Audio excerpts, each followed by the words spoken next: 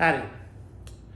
While I was at Lavernia, the historic chapel had been damaged by Hurricane Harvey.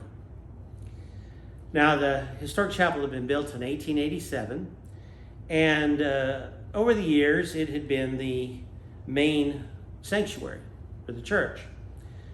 Over the years, they'd added electricity, they'd added air conditioning, they'd added a projection system, they'd added a drop ceiling. And when it was damaged, they decided that not only were they going to repair the chapel, but they were also going to try to do some restoration. Try to make it more like it was back when it was originally built in 87. Now, they weren't going to take out the air conditioning or the electricity. I mean, this is Texas, gets hot here. We're going to keep the air conditioning. Now, of course, this chapel here in London was also originally built without air conditioning. And it's very much like the historic chapel at Lavernia. And of course, the chapel at Junction was also originally built without air conditioning.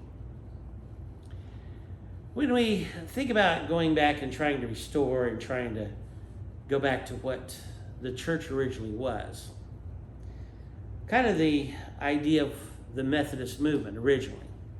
What was the primitive church really like?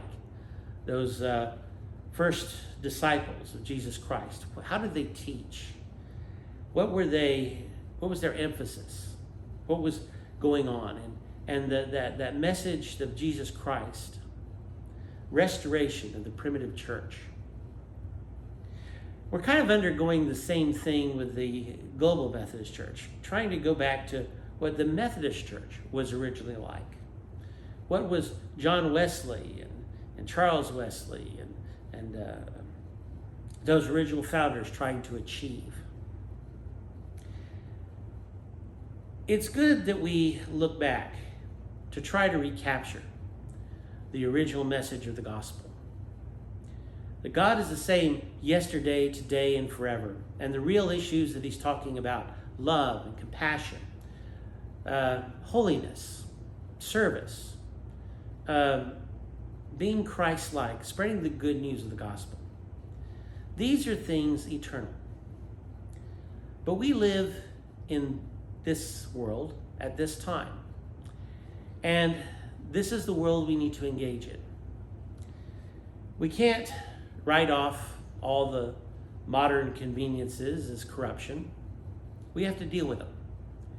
We have to bring that old-time religion, the faithfulness, into the modern world as it exists. It's part of our challenge.